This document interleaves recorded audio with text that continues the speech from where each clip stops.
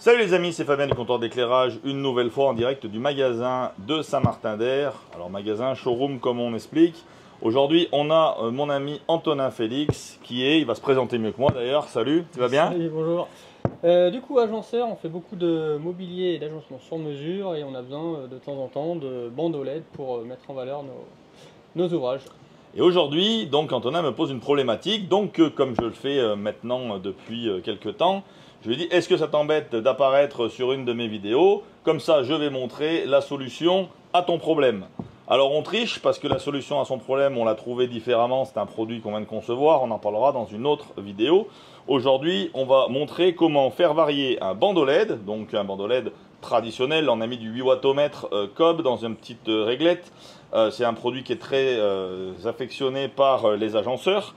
Et il m'a demandé qu'il soit variable. Jusque là, j'ai pas besoin de tout ça. D'habitude, on met un petit contrôleur. Hop là, comme celui-ci. Contrôleur 2 en 1. Avec une alimentation à tension constante. Voilà, ça c'est la version simple et efficace. Donc on branche le 230 volts. On a l'alimentation qui envoie du 24 volts directement en courant continu ici à l'entrée. Et ce petit module de réception reçoit l'information de la télécommande et donc fait varier directement le bandeau LED. Trop facile, 90% des ventes. Bon, là, c'est pas tout à fait ce qu'on va faire. Là, on a mis une alimentation triac. Une alimentation triac, donc ici, on a une alimentation fixe. Ici, elle a un petit module qui permet à son entrée, quand on fait varier la tension, de faire varier sa sortie.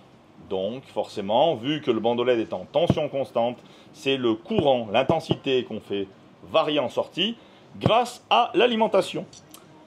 Alors, ici on a utilisé un petit récepteur. Vous allez voir pourquoi on a fait ça, parce que ça va vous permettre, dans certaines configurations, de créer un va-et-vient là où vous n'avez pas de possibilité. On a pris un interrupteur totalement basique et traditionnel, donc vous pouvez acheter celui que vous souhaitez, qui va bien s'accorder avec le reste de votre domicile. Ici, donc c'est un bouton poussoir. Voilà, j'ai déjà fait une boulette. Un bouton poussoir. Et on va brancher, vous voyez, la phase en arrivée et la phase en sortie. Donc ici, nous allons avoir, hop, hop, si je ne serre pas le truc, ça va pas marcher. Donc là, on a la sortie, phase neutre, qui va alimenter l'entrée, input, d'accord, en respectant bien phase et neutre du même côté. Ici, on va avoir l'alimentation input directement du 230 volts. Donc on vient alimenter. Vous voyez, moi j'ai mis une prise pour l'instant pour la démo. Donc on a notre phase ici, d'accord, sur le câble rouge, et notre neutre ici sur le câble noir. Donc ici on a mis le rouge sur la ligne et le noir sur le neutre. Donc là j'ai alimenté en 230 volts mon module parce que lui aussi a besoin pour fonctionner d'alimentation. Et ici nous avons la sortie. Donc c'est cette partie là qui va faire varier l'entrée de ce module, de cette alimentation qui est marquée ici alimentation triac.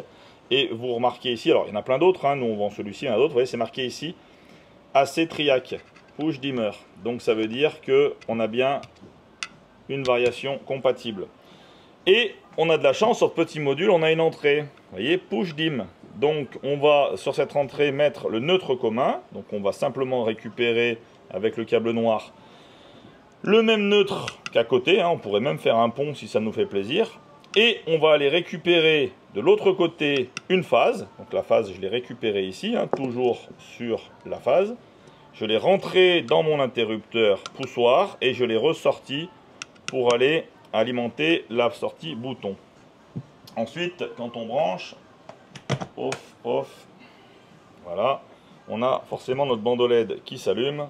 Et maintenant, vous allez voir que je vais pouvoir, en maintenant appuyer sur le bouton poussoir, vous voyez que je fais varier directement la puissance du bandeau LED.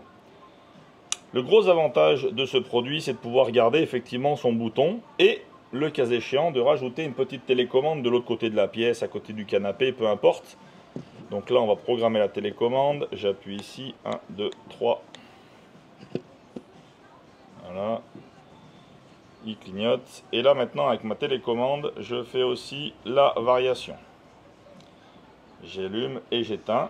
Donc je peux ici, par exemple, dire, hop, je vais mettre telle puissance. Je traverse ma pièce, j'appuie sur mon bouton, j'éteins mon bandeau LED. Je rallume mon bandeau LED, il a gardé la même position de puissance. Et en laissant appuyer, je vais descendre. Donc là, je suis descendu au maximum, ça ne fluctue pas. Je lâche, je rappuie, et là, on va repartir dans l'autre sens. Je mets à fond, je retraverse ma pièce, et de l'autre côté de ma pièce, je peux tout de suite interagir et baisser ou couper la puissance.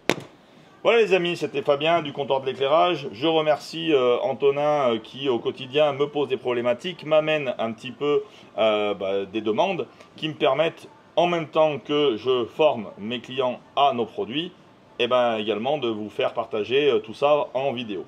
N'hésitez pas à nous consulter, surtout si vous êtes professionnel, et si vous ne l'êtes pas, consultez votre professionnel proche de chez vous.